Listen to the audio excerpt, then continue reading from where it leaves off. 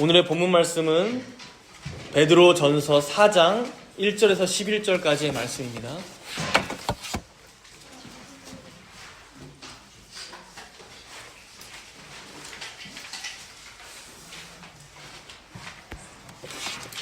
신약성경 380페이지에 있습니다. 베드로전서 4장 1절에서 11절까지 제가 봉독하도록 하겠습니다. 그리스도께서 이미 육체의 고난을 받으셨으니 너희도 같은 마음으로 갑옷을 삼으라. 이는 육체의 고난을 받은 자는 죄를 그쳤음이니 그 후로는 다시 사람의 정욕을 따르지 않고 하나님의 뜻을 따라 육체의 남은 때를 살게 하려 함이라. 너희가 음란과 정욕과 술 취함과 방탕과 향락과 무법한 우상 숭배를 하여 이방인의 뜻을 따라 행한 것은 지나간 때로 족하도다. 이러므로 너희가 그들과 함께 그런 극한 방탕에 다름질하지 아니하는 것을 그들이 이상히 여겨 비방하나 그들이 산 자와 죽은 자를 심판하기로 예비하신 이에게 사실대로 고하리라. 이를 위하여 죽은 자들에게도 복음이 전파되었으니 이는 육체로는 사람으로 심판을 받으나 영으로는 하나님을 따라 살게 하려 함이라. 만물의 마지막이 가까이 왔으니 그러므로 너희는 정신을 차리고 근신하여 기도하라. 무엇보다도 뜨겁게 서로 사랑할지니 사랑은 허다한 죄를 덮느니라. 서로 대적하기를 원망 없이 하고 각각 은사를 받은 대로 하나님의 여러 가지 은혜를 맡은 선한 청지기 같이 서로 봉사하라. 만일 누가 말하려면 하나님의 말씀을 하는 것 같이 하고 누가 봉사하려면 하나님이 공급하시는 힘으로 하는 것 같이 하라. 이는 범사의 예수 그리스도로 말미암아 하나님이 영광을 받으시게 하려 함이니 그에게 영광과 권능이 세세에 무궁하도록 있느니라. 아멘. 우리는 계속해서 베드로전서 말씀을 살펴보고 있습니다. 아마 이번 주 지나고 나면 앞으로 2번 정도 더 강의하면 이제 베드로전서 말씀을 마칠 것 같습니다. 우리가 베드로전서 말씀을 쭉 살펴봐왔지만 베드로전서 말씀은 특히나 고난의 서신서라고 이름을 붙여도 될 만큼 신자에게 고난이 어떤 의미가 있는지 혹은 고난을 통해서 무엇을 이루게 되는지 고난이 어떻게 신자에게 유익을 가져다 주는지 그렇게 설사 고난이 우리에게 다가온다고 해도 왜 열심으로 선을 행해야 하는지 아주 여러 가지 측면에서 이 고난을 가지고 우리에게 권면하는 내용들이 있습니다. 그럼 이제 우리가 궁금한 것이 왜 이렇게 베드로 사도는 그 어떤 성경의 저자들보다 이 고난에 대해서 더 많이 얘기하고 있는 것일까? 그가 생전에 다른 사도들보다 더 심한 고난을 겪다 보니 깨달은 게 많았던 건가? 아니면 우리가 알지만 베드로가 예수님을 3번이나 부인했었죠? 그것에 대한 예수님께 대한 어떤 부채의식으로 자신의 고난을 통해서 뭔가 그런 부끄러운 죄들을 조금이라도 갚아보고자 했던 것인가? 물론 우리도 사람이지만 충분히 우리가 베드로였다면 우리가 예수님을 쫓아다녔던 제자였다라고 한다면 아마 그런 마음도 실제로 없진 않았겠다라는 생각도 듭니다. 그러나 여러분 그렇다고 해서 베드로가 자신의 어떤 죄를 더 감하기 위해서 고난을 더 받아야 합니다라고 얘기했다거나 혹은 자신이 고난을 유독 많이 겪었는데 이것을 간증하는 느낌으로 너희들도 나처럼 고난을 많이 받아봐. 그러면 좀 사람이 성숙해지는 것 같아. 뭔가 달라지는 게 있는 것 같아. 뭔가 개인적인 간증, 사담을 나누듯이 우리들에게 권면하는 것이 아님을 우리는 기억해야 합니다.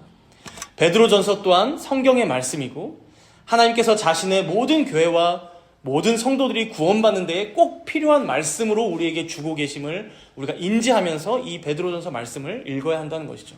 그래서 오늘 본문 4장 1절의 말씀도 우리가 이 관점에서 이 말씀을 오해하지 말고 잘 읽어야 하는데요. 우리 함께 본문 1절을 읽어보도록 하겠습니다. 그리스도께서 이미 육체의 고난을 받으셨으니 너희도 같은 마음으로 갑옷을 삼으라. 이는 육체의 고난을 받은 자는 죄를 그쳤음이니. 우리가 지금까지도 봤지만 베드로전서 말씀에 보면 난제 구절이 몇 구절이 나와요. 난제 구절. 근데 이 1절도 그런 구절 중에 하나입니다. 이 구절을 해석하는 관점이 여러 가지라는 거예요. 지금까지도 논쟁이 많은 구절이라는 거예요. 그 중에 대표적으로 지금 이 구절을 오해하는 관점 중에 하나가 뭐냐면요. 여기 맨 뒷부분에 나오는 이는 육체의 고난을 받은 자는 죄를 그쳤음이니. 여러분, 이 말씀을 그냥 편하게 읽으면 어떻게 읽히십니까? 성도인 우리들이 육체의 고난을 받으면 죄가 그칠 거야. 이렇게 이제 이해가 되는 것이죠. 그렇다 보니 이 말씀을 어떻게 적용할까요? 우리가 세상에서 고난을 더 많이 받으면 우리의 죄가 조금이라도 깎여나가고 가다듬어지고 더 거룩하게 성화되어져 나갈 거다라고 적용하기가 쉽다는 거예요. 물론 여러분, 하나님께서 우리에게 주시는 고난은 우리가 지난주에도 봤죠? 다 하나님의 뜻으로 우리에게 주어지는 것이기 때문에 하나님께서 그 고난을 자신의 백성들에게 유익하게 사용하시기 때문에 물론 그런 측면이 있습니다. 그러나 베드로 사도가 우리에게 너희들 고난을 통해 죄가 그칠 거야 라고 말씀할 때는 그보다 더 깊은 의미가 여기에 담겨 있다는 것이죠. 그래서 이 구절을 여러분 앞에서부터 다시 보시면 이 고난이 누구로부터 시작된 고난이라고 말씀합니까? 그리스도께서 이미 육체의 고난을 받으셨으니. 그리스도께서 이미 육체의 고난을 받으셨으니. 여러분, 지금 베드로 사도는 그리스도께서 받으신 그 고난과 우리가 받을 그 고난을 하나로 연합시키면서 바로 이 고난을 통해 우리의 죄가 그칠 것임을 말씀하는 것입니다. 그리스도의 고난과 우리의 고난을 하나로 연합시키면서 바로 이 고난을 통해 여러분 우리의 죄가 그칠 것이라는 것을 말씀한다는 거예요. 즉, 이 구절은요, 단지 고난이라는 한 단어로 표현되어 있지만, 왜냐하면 베드로 사도가 계속해서 고난으로 지금 말씀을 풀어가고 있으니까요. 그러나 이 고난이라는 하나의 단어에는 예수님의 고난뿐 아니라 그의 죽으심, 그의 부활, 그의 승천, 보좌 우편에 앉으심, 이런 모든 구속사역이 다 포함된 의미로 이 고난이라는 단어를 사용하고 있다는 거예요. 그의 죽으심, 부활, 승천, 보좌 우편에 앉으심, 이 모든 구속사역이 이 고난이라는 단어에 포함되어 있다는 거예요. 그렇기 때문에 여러분, 이러한 예수 그리스도의 모든 구속사역 안에서 우리도 고난을 받을 수 있다. 그가 고난받았던 것처럼. 그러나 그 고난이 우리를 영영 넘어뜨리지 못할 것이며 해하지 못할 것이며 오히려 죄를 어떻게 해요? 그치도록 더욱더 거룩한 주의 성전으로 함께 지어져 가도록 성화되도록 인도하실 것이다 라는 말씀이 이 구절의 의미라는 거예요. 이러한 베드로 사도의 관점을요, 앞에 2장 24절을 근거해서도 우리가 볼 수 있는데요. 우리 2장 24절을 함께 앞으로 넘겨서 2장 24절 함께 읽습니다. 친히 나무에 달려 그 몸으로 우리 죄를 담당하셨으니 이는 우리로 죄에 대하여 죽고 의에 대하여 살게 하려 하심이라. 그가 채찍에 맞음으로 너희는 나음을 얻었나니. 사실 이사야 말씀을 베드로 사도가 인용하면서 말씀하는 것이지만 여러분, 이 말씀을 근거로 오늘 본문 1절을 해석해야 되는 것이죠. 여러분 잘 생각해 보세요. 한번 우리의 죄가 그치는 것이 여러분들 단순히 고난 몇 번 더 겪는다고 되는 일이 아니라는 거예요. 혹은 남들보다 내가 당한 고난이 더 깊었다고 해서 내가 조금이라도 더 거룩해지냐? 그것도 아니라는 거예요. 여기 2장 24절의 말씀처럼 그리스도께서 우리의 죄를 위하여 친히 나무에 달려 죽으셨기 때문에 우리가 죄에 대하여는 죽고 의에 대하여는 살게 되는 것이죠. 즉 그와 연합한 우리이기 때문에 그의 고난에도 동참하는 것이고, 그렇게 우리가 당하는 그 고난을 통하여 우리의 죄도 그쳤다라고 오늘 본문 1절을 해석해야 한다는 것입니다. 그렇다면 여기서 우리가 한 가지 더 궁금한 것은 이 죄가 그쳤다, 죄에 대하여 우리가 죽었다라는 의미가 뭘까요, 여러분?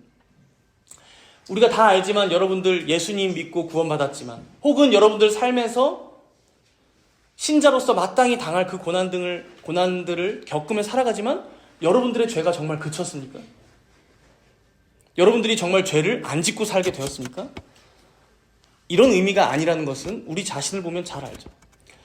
여기서 죄가 그쳤다라는 말씀의 의미는요, 죄가 더 이상 신자에게 문제가 되지 않는다라는 의미입니다. 죄가 더 이상 신자에게 문제가 되지 않는다. 물론 우리가 여전히 이 연약한 육체를 입고 살다 보니 죄를 지을 수는 있습니다.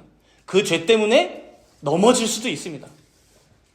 작은 문제들은 있을 수 있습니다. 이 생에서. 그러나 그렇다고 해서 그 죄가 영영 우리를 삼켜버린다거나 다시금 우리가 그 죄의 노예가 된다거나 그 죄로 인해 영원한 멸망을 받지는 않는다라는 의미입니다. 그래서 여러분 다시 오늘 본문 1절로 와보세요. 4장 1절 이렇게 말씀하죠. 그리스도께서 이미 육체의 고난을 받으셨으니 너희도 같은 마음으로 갑옷을 삼으라. 같은 마음으로 갑옷을 삼으라. 여러분 우리가 그리스도와 함께 죽고 함께 살았다는 말씀은 그와 연합되었다는 거잖아요. 그와 하나가 되었다는 거예요. 그래서 바로 앞에 3장 21절에도 보면 여러분 지난주에도 보셨지만 세례의 표가 바로 그와 연합되었다는 표잖아요. 여러분들 다 받으신 세례 그리스도와 연합되었다는 표잖아요. 이미 그와 연합되어서 그리스도께서 십자가에서 죽으셨을 때 내 죄도 거기서 다 죽은 것이고 그리고 그리스도께서 부활하셨을 때 나의 의도 함께 살았으니 이제는 뭐예요? 내가 설사 그의 고난에 참여하여 함께 고난을 받고 이 생을 어렵게 산다고 해도 괜찮다. 왜 그렇습니까? 이미 나의 죄는 그쳤기 때문에. 이미 나는 죄에 대하여 죽었기 때문에. 그래서 이 그쳤다라는 의미가 안식하다라는 의미도 있어요. 죄에 대하여 우리가 이미 안식하게 되었다는 거예요. 그러니 이제는 어떻게 살라는 거예요? 그와 같은 마음으로 연합된 자로서 그것을 기억함으로 그 믿음으로 여러분 갑옷을 삼으라. 여러분들의 믿음을 지키는 믿음을 가지라는 거예요.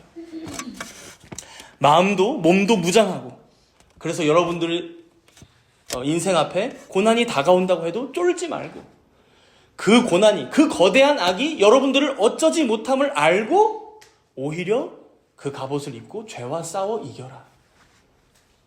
담대하게 그리스도와 함께 연합한 자로서 승리해라 라고 말씀하는 것이죠. 사랑하는 성도 여러분, 성경이 말하는 이러한 승리는 다만 정신 승리가 아님을 여러분 꼭 기억하시기 바랍니다. 우리의 신앙, 우리의 믿음이 세상이 보기에는 쟤네들 뭐 아무것도 없는 애들이 또 정신 승리만 하네? 또 뭐 믿는다고 하네? 라고 할 수도 있습니다. 여러분 그게 세상의 비방이고 박해예요. 도저히 이해하지 못하니까요. 그러나 여러분 우리의 믿음이 정말로 그러합니까? 정말 우리가 이렇게 실체 없는 것을 가지고 우린 이겼다.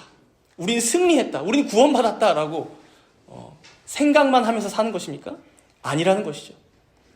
여러분 구원의 효력만큼 그 구원의 유익만큼 우리의 실제적인 힘과 능력이 되는 것은 결단코 세상에 없음을 여러분들 기억하시기 바랍니다. 우리가 매일같이 먹는 빵도 밥도 여러분 힘 떨어지면 먹잖아요. 막 당 떨어져서 막 단 거 찾고 배고프면 막 못 참고 이런 게 우리가 다 있잖아요. 그렇죠? 몸이 떨리고. 그러나 여러분 그것보다도 그 음식들보다도 이 구원의 은혜가 더 실제적임을 여러분들 기억하셔야 한다는 것입니다. 왜 그렇습니까 여러분? 여러분 우리의 육체도 썩을 것이고 우리가 먹을 음식들도 다 썩어져 없어져 갈 것이지만 우리 예수님께서 우리를 위해 대속하신 그 구속의 역사는 사라지지 않기 때문입니다. 우리가 최근에도 공부했지만 뭐 기후위기로 만약에 지구가 불에 타서 없어진다고 해도 여러분들 우리의 몸과 영혼은 다시 부활하여 그리스도와 함께 영원히 살게 될 것이기 때문입니다. 바로 이러한 실제적인 구원의 효력과 유익이 여러분들에게 적용되었음을 여러분들 믿음으로 이 생의 고난과 역경을 능히 감당하며 이기며 살아야 한다는 것입니다. 그래서 다음으로 본문 2절이 이렇게 말씀하죠. 우리 본문 2절 함께 읽도록 하겠습니다.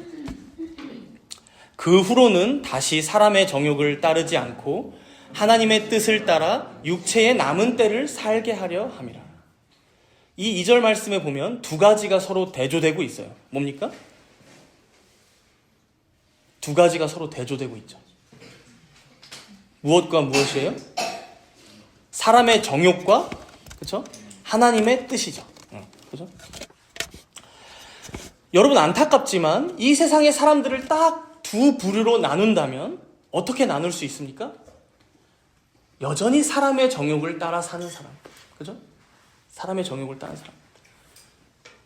그런 중에 하나님의 뜻을 좇아 살아가는 사람. 이 두 부류예요. 물론 아주 악한 사람들과 보통의 이제 선하다고 여겨지는 보통의 사람들을 하나로 묶는 것 자체가 좀 애매하고 죄송스럽지만 그럼에도 여러분 결국 모든 인생들, 모든 죄인의 그 깊은 내면까지 들어갔을 때 여러분, 그가 무엇을 위해 살아가고 있는지는 결국 이 말씀대로 사람의 정욕이냐, 자기 자신의 정욕이냐, 아니면 하나님의 뜻이냐, 이 둘로 나뉜다는 거예요. 오늘 본문은 성도인 여러분들에게 도전하고 있는 것입니다. 정말 여러분들이 그리스도와 함께 연합된 자들이라면, 그래서 그리스도께서 십자가에서 죽으셨을 때 여러분들의 옛사람이 죽었고, 그래서 여러분들이 죄에 대해서 죽었다면 이제는 세상의 그 사람들과 똑같이 우리가 우리 자신의 정욕을 따라 살아갈 수는 없다라고 말씀하는 거예요. 이어서 3절을 보면 그게 더 명확해집니다. 사람의 정욕을 쫓아 살아가는 사람들이 어떻게 살아가는지를 아주 극단적으로 사실 보여주는 것인데요. 우리 3절을 함께 읽도록 하겠습니다. 너희가 음란과 정욕과 술 취함과 방탕과 향락과 무법한 우상 숭배를 하여 이방인의 뜻을 따라 행한 것은 지나간 때로 족하도다. 여기 보면 사람의 정욕을 따라 사는 자들의 총 6가지 악덕들이 나오죠. 음란, 정욕, 술 취함, 방탕, 향락, 우상 숭배. 이제 이 6가지를 좀 구분해서 보자면 앞에 2가지, 음란과 정욕은 이제 성적인 죄악들이라고 볼 수 있고, 그렇죠? 중간에 3가지, 술 취함, 방탕, 향락은 이제 술과 관련된 죄악들입니다. 그리고 마지막은 이제 혐오스러운 무법한 우상 숭배에 대해서 특별히 경계하는 말씀입니다. 여러분, 이 죄악들은 여러 가지지만 당시 로마 사회에서 아주 횡행했던 방탕한 문화들이라고 볼 수 있습니다. 이제 이 3가지, 이 3종류가 다 합쳐진 죄악들도 많이 있었죠. 중간에 이제 방탕이라는 단어가 여러분 원어의 의미로 큰 술잔치라는 의미입니다. 큰 술잔치. 그러니까 여러분, 술은 물론이고 난잡한 성적 타락과 더불어서 이제 우상 숭배까지 했던 큰 술잔치, 바로 방탕.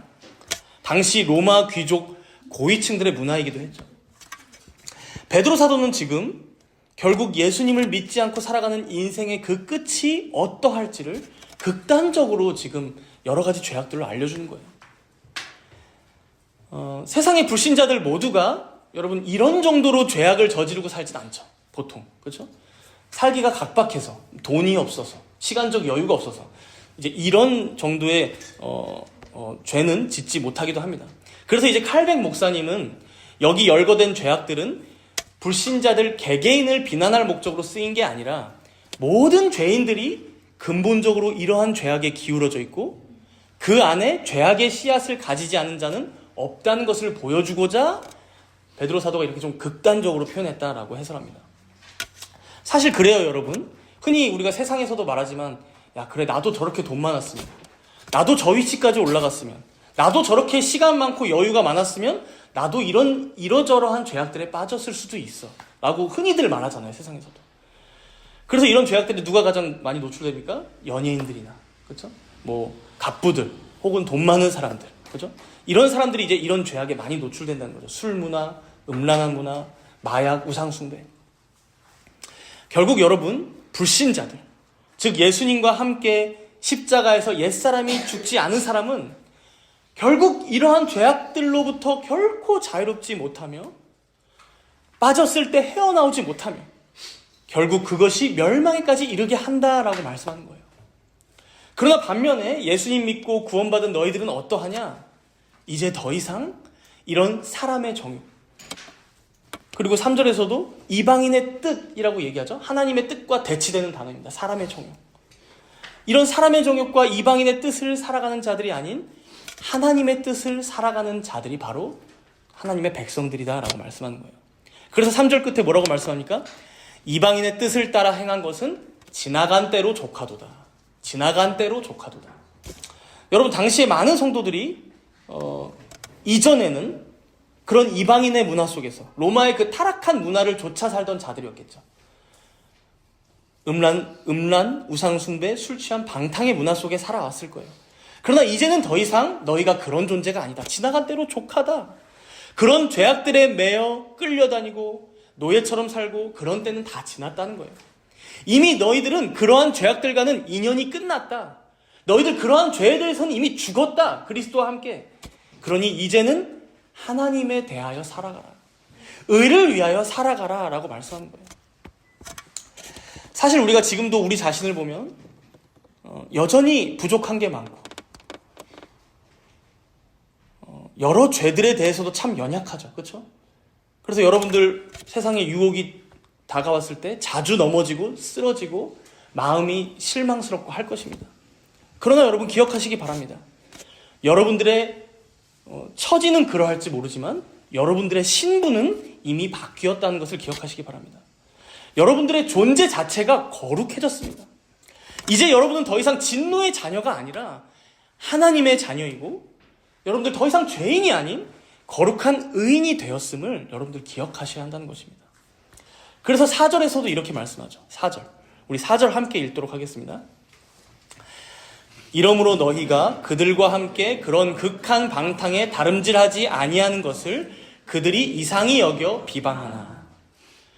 그렇게 신분이 바뀐 너희를 여러분 세상이 어떻게 본다고 합니까? 이상히 여겨 비방하나. 이상히 여긴다라는 거예요. 여러분 이 의미는 낯설게 여기다라는 의미예요. 낯설게 여기다. 이방인으로 여기다. 나그네처럼 대하다 라는 의미예요. 이상히 여겨. 여러분 세상 사람들을 한번 보세요. 극한 방탕에 다름질하며 살아가고 있다는 거예요. 여기서 이제 다름질하다라는 단어는 여러분들 경기장 있죠. 최근에 뭐 마라톤도 막 하던데 그러면은 뭐 다 같이 뛰잖아요. 한 목표를 향해서. 여러분 바로 그런 의미예요. 극한 방탕의 다름질. 모두가 다 같이 어떤 자기들만의 정욕을 쫓아 나아가는 거예요. 자기들의 뜻을 향해 나아가는 거예요. 바로 그게 극한 방탕이라고 표현하는 거죠. 여러분 방탕이 다른 게 아닙니다. 우리가 방탕이라고 하면 뭐 맨날 여러분들 뭐 집에 가서 술 퍼마시고 술 취하고 그래서 자고 뭐 혹은 향락에 빠지고 음란에 빠져서 지내고 이런 것만이 여러분 방탕이 아니에요. 지으심 받은 그 목적대로 살아가지 않는 것. 하나님을 영화롭게 하고 그를 즐거워하며 살아가지 않고 자기 마음대로 살고자 하는 것. 여러분 그래서 방탕한 두 번째 아들이 있었죠. 그렇죠? 그 아들이 나가서 술 퍼마셔서 여러분 그게 방탕하다고 얘기하는 게 아니에요. 아버지를 떠나서 자기 뜻대로 살아가고자 하는 것.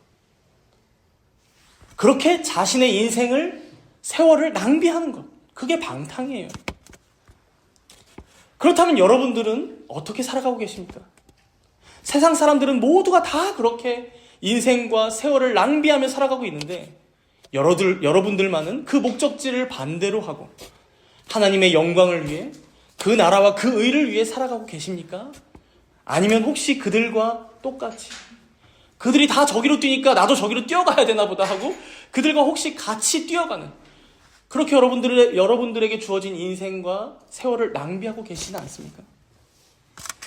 진정 우리가 예수님과 연합하여 죄에 대하여 죽고 의를 위하여 다시 살아가게 되었다면 우리는 그들과는 다른 방향, 그들과는 정반대 방향으로 다름질을 하게 될 거야 라고 말씀하는 거예요. 그러니 여러분 그들이 볼 때 우리가 어떻습니까? 이상하죠. 낯설게 여기죠. 이방인처럼 여기는 거죠. 나그네처럼 대할 수밖에 없는 것이죠. 물론 때때로 이런 삶이 쉽진 않습니다. 그래서 베드로 사도는 이어서 5절에 이 말씀을 꼭 기억하라고 얘기하죠. 우리 5절을 함께 읽도록 하겠습니다. 그들이 산자와 죽은 자를 심판하기로 예비하신 이에게 사실대로 고하리라. 여기서 그들은 이제 불신자들이에요. 결국 그렇게 극한 방탕에 다름질하며 살았던 자들, 자신에게 주어진 그 인생과 세월들을 다 낭비하고 허비한 자들은 모든 산자와 죽은 자를 심판하러 오시는 우리 예수님 앞에서 여러분 사실대로 고해야 한다. 즉 해명해야 한다는 의미예요. 해명해야 한다. 우리 주님 오셨을 때 여러분 우리의 주인이시잖아요. 그래서 예수님께서 비유로도 자주 말씀하셨잖아요. 왜 땅속에 그거 파묻어 놨냐고 물어보시잖아요. 그렇죠? 혹은 너 왜 준비하지 않았냐고 하면서 영영 잔치에서 쫓겨날 거라고 말씀하시잖아요. 그럴 때가 온다는 거예요. 그 앞에서 너희들 해명해야 된다는 거예요. 너 인생을 어떻게 살았어? 그죠? 세상 사람들 모두가 극한 방탕에 다름질하며 삽니다. 때로는 그것이 아주 세련되게 보이고 멋진 유행처럼 다가오고 혹은 고급진 문화나 예술로 다가오기 때문에 우리 또한 그것에 눈이 혹할 때가 있고 마음이 동할 때가 있죠. 어쩔 수 없습니다. 그러나 우리는 그럴 때마저 기억해야 합니다. 그러한 모든 유행들, 문화나 예술들마저 그 본연의 임무인 하나님의 영광을 위한 것이 아니라면, 하나님의 뜻대로 그것이 사용되지 않는다면 여러분, 극한 방탕에 다름질하는 도구로 사용되고 있을 뿐이라는 거예요. 그렇게 우리가 그것에 속지 않고 넘어지지 않는 방법은 여러분 5절의 말씀처럼 그 모든 것들이 결국 우리 주님께서 다시 오시는 그날, 그의 공의로우신 심판대 앞에서 모두가 다 심판받고 멸망받을 것이라는 믿음입니다. 만약 이 믿음이 우리에게 없다면 어떻게 이 패역한 세상에서 여러분 승리할 수 있겠습니까? 지금도 세상에서 가장 잘 나가고 있는 사상은 자본주의죠. 그렇죠? 이 시대를 지배하고 있는 것은 개인주의입니다. 교회가 그래서 힘들죠. 그러나 여러분, 이러한 사상들마저 마지막 날에 그리스도 앞에서 심판받지 않는다고 한다면, 그것을 위해 산 악인들이 영혼의 세계에서도 그렇게 여전히 떵떵거리고 살게 된다면 여러분, 우리처럼 허무한 인생은 없는 것이죠. 이런 신앙생활은 없는 것이죠. 그러나 오늘 본문에서는 이것을 분명하게 말씀하는 것입니다. 그 누구도 그 앞에서 핑계할 수 없다. 그 누구도 그 앞에서 해명하지 않으면 안 된다. 우리 주님이 다시 오시는 그날에 그 주님과 함께 연합하여 죄에 대하여 죽지 않은 자들은 그들의 영혼을 걸고 그 앞에서 하나님의 진노와 저주를 받게 될 것이다. 그러니 지금 여러분들이 겪는 그 비방, 그 낯설음, 이방인과 나그네와 같이 대접받고 외롭게 살아가는 그 삶, 그 고난이 여러분 영혼을 걸고, 우리의 영혼을, 우리의 존재를 걸고 견뎌낼 만한 가치가 있다는 거예요. 그렇죠? 의미가 있다는 거예요. 그래서 6절에 이렇게 말씀하죠. 6절, 이를 위하여 죽은 자들에게도 복음이 전파되었으니 이는 육체로는 사람으로 심판을 받으나 영으로는 하나님을 따라 살게 하려 함이라. 여러분, 우리 또한 하나님의 백성들인, 하나님의 자녀들인, 성도들인 우리들조차 분명히 육체로는 다 한 번 죽을 것입니다. 그리고 그 후에는 심판이 있죠. 그러나 여러분, 그 심판 때에 예수님을 믿고 세례받고 그와 연합된 자들은 그 앞에서 의롭다 칭함받고 영생을 얻게 된다는 거예요. 이것이 바로 영원히 변하지 않는 진리요, 썩지 않을 하나님의 말씀이라는 것이죠. 그러니 사랑하는 여러분, 반드시 우리에게 다가올 그날을 바라보므로 지금의 고난과 역경을 이겨내시기 바랍니다. 예수 그리스도의 구속 사역을 통하여 지금도 여러분들에게 임하고 있는 그 구원의 은혜와 은택에 기대어 날마다 담대하게 살아가시는 여러분이 되시기를 바랍니다. 이제 7절에서도 베드로 사도가 이렇게 권면하는데요. 우리 7절 함께 읽도록 하겠습니다.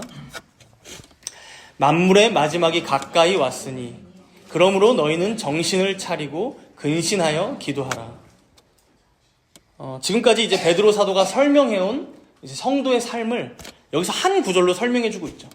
만물의 마지막이 가까이 왔음을 믿으며 사는 삶이라고 말씀해요. 그렇죠? 성도의 삶은 만물의 마지막이 가까이 왔음을 믿으며 사는 삶. 여러분, 이걸 우리가 또 다른 말로, 조금 신학적인 말로 뭐라고 표현할 수 있을까요? 종말론적인 삶, 그렇죠? 종말론적인 신앙이라고 얘기할 수 있죠. 여러분, 우리가 오해하지 말아야 할 것이 종말론적인 삶이다라고 하면 이제 뭐 보통의 성도들은 시한부 종말론은 당연히 아니죠. 뭐 예수님 몇 년, 몇 월, 며칠에 오신다 뭐 이런 것까지는 아니어도 뭘 생각하냐면, 그래서 예수님이 오늘 오신다는 거야? 내일 오신다는 거야? 혹은 곧 오신다고 했는데 왜 베드로 사도가 썼던 때로부터 2000년이나 지났는데 안 오고 계신 거야? 뭔가 이런 이제 시간적으로 자꾸 접근합니다. 그러니까 답답하죠, 마음이. 곧 오신다고 했는데, 만물의 마지막이 가까이 왔다고 하는데, 종말론적인 신앙이라는 게 뭘까? 그죠? 여러분, 예수님께서도 말씀하셨지만 자신이 언제 올지는 본인조차 모르신다고, 오직 아버지만 아신다고, 그래서 그 아버지의 뜻에 겸손히 순복하시겠다고 말씀하셨어요. 우리 예수님조차도. 바로 여러분, 이러한 예수님의 태도가 바로 우리가 따라야 할 종말론적인 삶, 종말론적인 신앙입니다. 우리 주님 언제 오실지는 모르지만 그게 오늘이 됐든 내일이 됐든 그것은 하나님 아버지께 맡기고, 그죠? 그러니까 시간적으로 생각하지 않는 거예요. 하나님 아버지께 맡기고 우리는 그저 우리에게 주어진 육체의 남은 때를, 여러분 2절에 보면 육체의 남은 때를 어떻게 살라고 말씀하세요? 하나님의 뜻을 따라 살아가게 하려 함이라. 바로 이것이 종말론적인 삶이고 종말론적인 신앙이라는 거예요. 이게 바로 만물의 마지막, 이 종말을 살아가는 우리 신자들의 마땅한 삶의 자세요, 태도라는 것입니다. 그리고 이어서 그러한 삶이 무엇인지 이제 설명해 나가고 있는데요. 먼저 여기서 우리가 한 가지 생각해 볼 것은, 이어서 설명되고 있는 신자의 이 종말론적인 삶이 아까 전에 얘기했던 그 앞에 3절에서 얘기했던 사람의 정욕을 따라 살아가는 삶과 정반대의 양상을 띈다는 거예요. 한번 여러분 간략하게 먼저 잠깐 보시면, 먼저 술 취함의 반대는 7절 뒷부분에 보니까 뭐라고 나와요? 정신을 차리고 근신하여 기도하라. 술 취함의 반대죠. 정신을 오히려 더 차려야 돼요. 근신해야 해요. 기도해야 해요. 그렇죠? 그리고 음란과 정욕의 반대는 뭘까요? 8절에 보면 그런 헛된, 그런 비뚤어진 사랑하지 말고 뭐예요? 진정한 사랑. 형제간에 뜨겁게 서로 사랑해라 라고 말씀하죠. 음란과 정욕의 반대, 형제간에 뜨거운 사랑. 또 이제 방탕과 향락의 반대로 이제 그런 유흥을 위해 살아가지 말고 9절에 보니까 뭐라고 말씀해요? 진정한 잔치, 서로 대접하기를 원망 없이 하라. 그죠? 그리고 이제 마지막으로 우상숭배죠. 우상숭배가 아닌 10절에서처럼 뭐래요? 각각 은사를 받은 대로 선한 청지기 같이 서로 봉사하라. 여러분, 우상들에게 하는 우상숭배는 여러분 헛된 헌신이에요. 그러나 그런 헛된 헌신 말고 선한 청지기 같이 너희들에게 주신 그 은사를 토대로 참되게 헌신하라라는 말씀이죠. 그렇죠? 반대예요, 정확히. 그래서 이제 이 각각의 내용들을 우리가 좀 더 자세히 이제 살펴보면요. 먼저 술 취함의 반대. 그렇죠? 정신을 차리고 근신하여 기도하라. 7절 뒤에 나오는데, 여러분 이 문구는 종말론적인 삶을 단적으로 가장 잘 보여주는 말씀이라고 볼 수 있어요. 예수님께서도 여러 번 제자들에게 이렇게 말씀하셨어요. 그런즉 깨어있으라. 그런즉 깨어있으라. 너희는 그 날과 그때를 알지 못하느니라. 그날과 그때는 상관할 바 아니고 너희가 깨어서 지내라는 거예요. 깨어서. 그렇죠? 종말론적인 삶입니다. 그래서 베드로도 이걸 여러 번 예수님께 들은 그대로 여기 적은 거예요. 여러분, 마지막 때를 살아가는 우리들이 세상에 취하고 술에 취해서 그렇게 인생을 허랑방탕하게 살아가면 안 된다는 거예요. 그래서 에베소서 5장에서도 사도 바울도 말씀했죠. 술 취하지 말라. 이는 방탕한 것이니 오직 성령으로 충만함을 입으라. 그렇죠? 세월을 아끼라. 때가 악하니라. 여러분, 우리가 껐듯하면 어느샌가 세상 유행이 죄악들에 취해서 인생을 허비하며 살아가거든요. 술 취하면 여러분 그런 모든 것들의 대표입니다. 그렇게 허비하며 살지 말고 깨어서 정신을 차리고 근신하여 기도하며 지내지 않으면 이 험난한 생을 살아가기가 쉽지 않다는 거예요. 여러분, 여기서 기도한다는 것은 무엇일까요? 그저 우리의 소원을 하나님 아버지께 들어달라고 떼를 쓰는 여러분 그 정도의 수준이 아닙니다. 여러분, 기도의 본질이 무엇입니까? 우리의 아버지이신 하나님께 은혜를 구하며 살아가는 삶입니다. 그러니까 매 순간 항상 기도하라. 매 순간 우리의 아버지 대신 생사화복의 주관자 대신 그 하나님 아버지께 의탁하며 의뢰하며 그를 의지하며 살아가는 삶, 그에게 은혜를 구하며 살아가는 삶, 바로 기도하라라는 거예요. 마치 내 인생을 내 힘으로 살아갈 수 있는 것 마냥 교만하게 살아가는 게 아니라, 아, 하나님이 없으면 안 되는구나. 그래서 그에게 내 삶을 맡기고 그의 뜻을 구함으로 겸손하게 그 뜻에 순복하며 살아가는 삶, 바로 이것이 기도하는 삶이요, 기도하는 태도, 신앙의 태도라는 것입니다. 이어서 8절은 이렇게 말씀하죠. 8절, 우리 8절은 함께 읽어보겠습니다. 무엇보다도 뜨겁게 서로 사랑할지니 사랑은 허다한 죄를 덮느니라.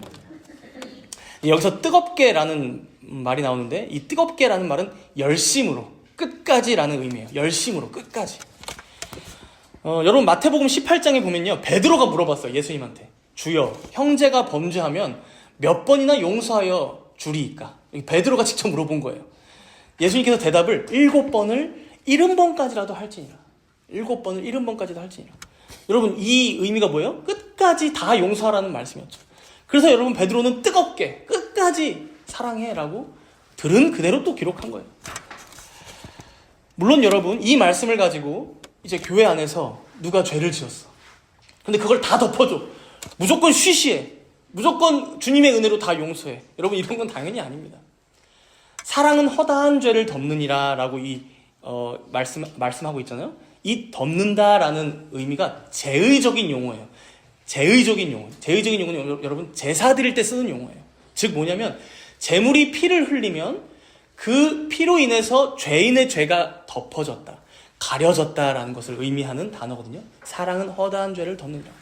즉 죄인인 우리가 예수님의 보혈의 공로로 모든 죄들이 덮였다면 우리가 서로 간에는 때로 실수가 있을 수 있고 허물이 있을 수 있고 어떤 죄가 있을 수 있는데, 여러분, 그가 참으로 회개하고자 한다면, 그래서 제물을 들고 나온 그 죄인과 같이 그리스도께로 다시금 돌이키고 그가 회개함으로 나아온다면, 여러분, 그것을 덮어줘야 한다는 거예요. 우리가 이 교회 안에서도 서로가 서로를 어떻게 바라보고 있는지, 또 어디까지 우리가 용납해주고 있는지 우리가 각자 되돌아볼 수 있겠죠. 그렇죠? 서로가 허물이 다 있는데. 또 이어서 9절에는 서로 대접하기를 원망 없이 하라라고 말씀합니다. 이게 좀 여러분들 당시 배경을 좀 알아야 이해가 되는 말씀이에요. 서로 대접하기를 원망 없이 하고.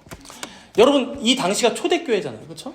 그래서 이 성도들을 이제 영적으로도 나그네, 이방인이라고 이제 베드로 사도는 표현한 거지만, 여러분, 실제로도 이들 가운데는 나그네와 이방인들이 아주 많았어요. 실제로도. 그러니까 거처 없이 떠돌아다니는, 예수님을 전하고 다니는 복음 전도자들, 순회 설교자들도 꽤나 많았고, 혹은 지역에서 거주하며 지내더라도, 네, 영어가 여러분, 지역에서 예배를 드리며 지내더라도 지금처럼 이런 건물, 그렇죠? 우리가 그나마 모일 수 있는 건물이 있는 것은 이제 현대 사회라 그렇잖아요.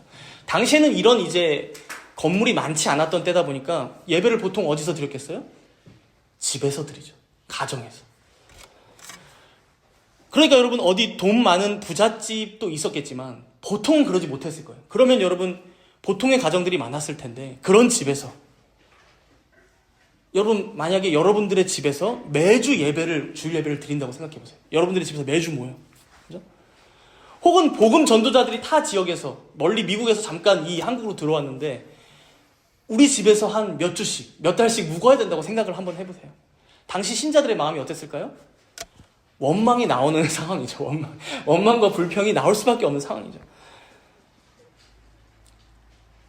자신들 가정의 사적인 프라이버시보다 교회를 위해, 그리고 성도들 서로 간에 대접하기 위해 더 헌신하고 희생해야 할 그러한 내용들이 많았던 거예요.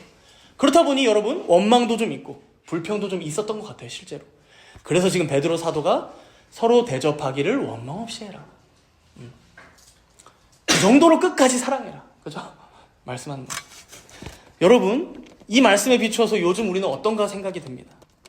물론 이 성경 당시 때와 같이 각 가정에서 모여서 예배드려야 하고, 혹은 어떤 교우들이 우리 집 와서 하룻밤은 너무 짧고 사실 몇 주씩, 몇 달씩 머물고, 이제 이런 일이 굳이 필요가 없는 때이긴 하죠. 그러나 우리의 마음이 실제로 이때처럼 과연 서로가 서로를 뜨겁게 사랑하고, 그리고 서로가 서로를 대접하기를 원망 없이 과연 하고 있는가는 우리가 되돌아봐야 할 것 같아요. 그만큼 우리에게 주신 이 공동체, 이 교회를 생각하고 사랑하는 마음으로 우리가 이 교회에 출석하고 있는지, 이 교회를 위하여 섬기며 헌신하고 있는지는 우리가 되돌아봐야 한다는 것이죠. 사랑하는 여러분, 교회는 목사 혼자만의 교회가 아니죠. 주인도 목사가 아닙니다. 장로도 주인이 아니고요. 그렇죠?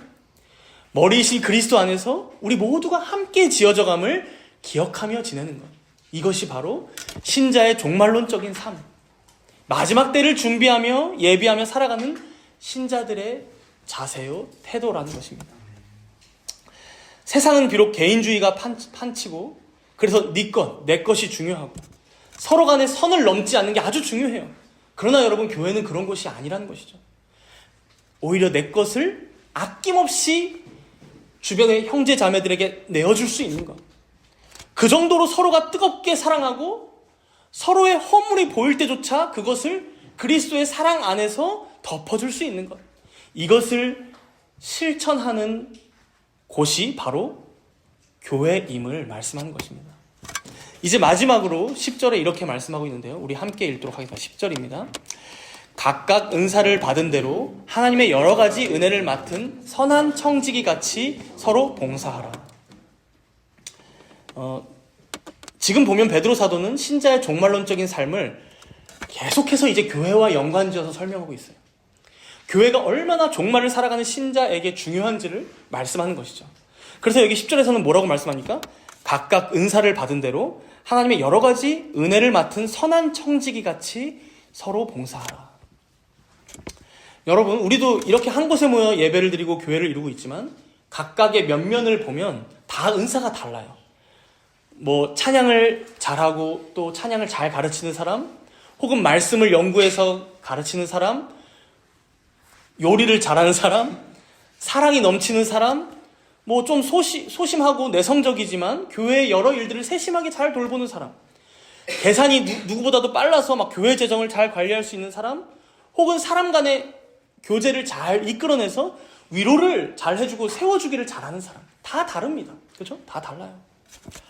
하나님께서는 이런 은사들을 성도들에게 다양하게 주셨는데 이것은 서로가 선한 청지기가 되어서, 청지기 여러분 뭐예요? 관리자라는 의미잖아요. 주인이 뭔가 맡긴 거잖아요. 그걸 관리하라고. 선한 청지기가 되어서 교회를 잘 돌보고 세워가라고. 그런 은사들을 각양각색으로 주셨다는 거예요. 그래서 우리가 앞에서도 봤지만 여러분, 신앙생활은 혼자 할 수 있는 게 아닙니다. 만약 혼자 신앙생활이 가능했다면 교회도, 직분자도 하나님께서 굳이 허락하실 필요가 없었을 것입니다. 에덴 동산에서부터 밝혀진 바이지만 여러분, 사람은 독처하는 게 좋지 못합니다. 그렇게 우리에게 때로는 가정을 허락하시고, 때로는 친구와 동료들을 허락하시고, 또한 이 교회를 허락하셔서 바로 이 기관을 통해 여러분들을 보호하시고 돌보시며 결국 자신이 다시 오시는 그날 완전하게 구원하실 그 계획과 방편으로 삼으셨다는 것이죠. 그래서 여러분, 우리에게 허락된 이 모든 은사들은 사실 교회의 방점이 찍혀 있습니다. 교회에. 여러분, 11절에 이렇게 말씀해요. 11절 앞에 부분 제가 읽을게요. 만일 누가 말하려면 하나님의 말씀을 하는 것 같이 하고, 만일 누가 봉사하려면 하나님이 공급하시는 힘으로 하는 것 같이 하라. 여기 보면 이제 말하는 것 그리고 봉사하는 것 두 가지 예시만 들고 있죠. 그런데 이게 이제 교회의 모든 봉사들을 다 포함해서 하는 예시를 든 거예요. 말하는 것, 봉사하는 것. 말하는 것은 당연히 여러분 서로 그냥 대화 나누는 정도가 아니라 가르치는 것, 설교하는 것, 목사의 직무를 얘기합니다. 지금 제가 말하는 것처럼. 그리고 이제 두 번째로 봉사하는 것은 교회 안에서 이루어지는 모든 봉사. 그래서 직분자들의 봉사, 장로와 집사의 봉사뿐만 아니라 모든 성도들의 봉사를 다 통틀어서 말씀하는 거죠. 여러분, 이 모든 봉사들이 하나님께서 허락하시고 하나님께서 공급하시는 힘으로만 가능하기 때문에 여러분, 목사도 어떻게 한다는 거예요? 자기 말을 하는 게 아니라는 거예요. 신준영이라는 사람이 여러분들에게 하고 싶은 말을, 사담을 여기서 서서 하는 게 아니라는 거예요. 그리고 자기 노력대로 대단한 말을 만들어서 하는 시간도 아니라는 거예요. 뭐예요? 오직 하나님의 말씀을 대언하고, 그래서 통로가 되어서 전달하는 것뿐이죠. 전달. 여러분, 봉사도 마찬가지입니다. 교회에서 이루어지는 봉사.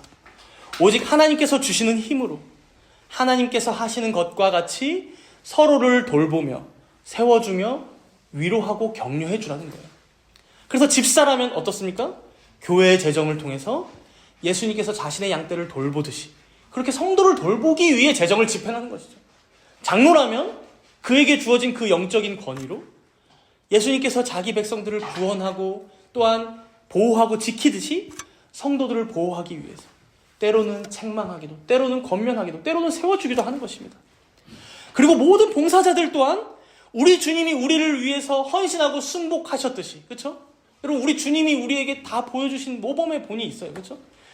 그처럼, 그 순복해 주셨던 것처럼 그렇게 우리 또한 서로 간에 헌신하며 순종하며 봉사하는 것이 교회에서 성도들이 해야 할 일들이라는 것이죠. 바로 이것이 우리가 만물의 마지막에 가까이 온 이때에 이 종말을 살아가며 행해야 할 삶이다. 신앙생활이다. 교회에서의 헌신과 봉사다라고 말씀한 거예요. 사랑하는 성도 여러분, 여러분들이 받은 모든 은사들이 바로 이런 종말론적인 삶을 위한 것임을 잊지 마시기 바랍니다. 우리에게 주신 모든 것들이 내 자신의 것이 아니요, 하나님께서 잠시 이 땅에서 우리에게 맡기시고 허락하신 것임을 여러분들 기억하시기 바랍니다. 만약에 여러분들에게 돈을 좀 주셨어. 그럼 돈을 왜 주셨을까요? 돈을 왜 주셨을까요? 여러분들에게 건강한 육체를 주셨어. 건강한 육체를 왜 주셨을까요? 여러분들에게 어떤 다른 사람들에게는 없는 어떤 특별한 은사, 달란트를 주셨어. 그 달란트를 왜 주셨을까요, 여러분?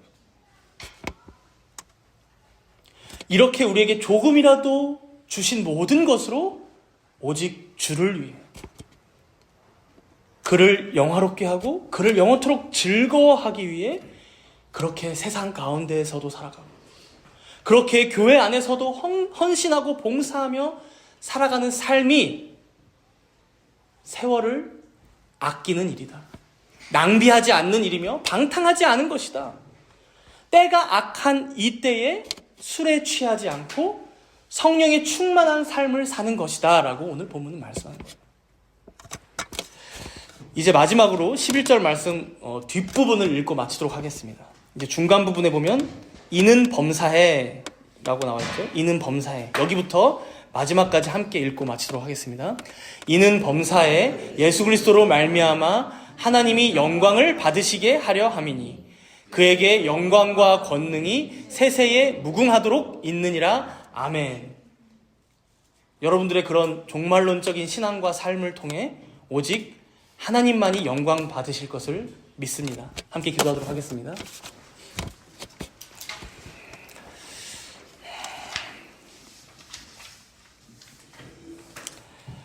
이미 예수님 믿고 세례받고 그와 연합된 우리들은 더 이상 죄가 우리를 해하지 못하는, 죄와 완전히 인연이 끊긴 자들임을 우리가 오늘 알았습니다.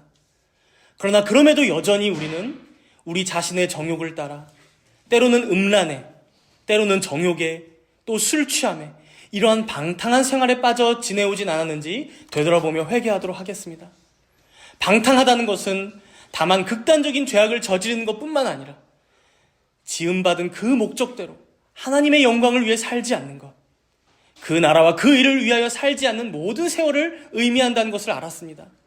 혹시 우리 또한 우리의 인생을 허비하고 낭비하며 그렇게 방탕하게 살아가고 있진 않은지 성찰하며 회개하도록 하겠습니다. 그러나 그럼에도 불구하고 주님께서는 우리에게 구원의 은택과 유익을 허락하셨을 뿐만 아니라 이 귀한 교회 또한 우리에게 허락하셨습니다. 이제 우리가 이러한 은혜에 감사함으로 선한 청지기와 같이 우리에게 주신 모든 은사들로 오직 주님을 위해 사는 인생이 되게 해달라고 우리 함께 간절히 기도하도록 하겠습니다.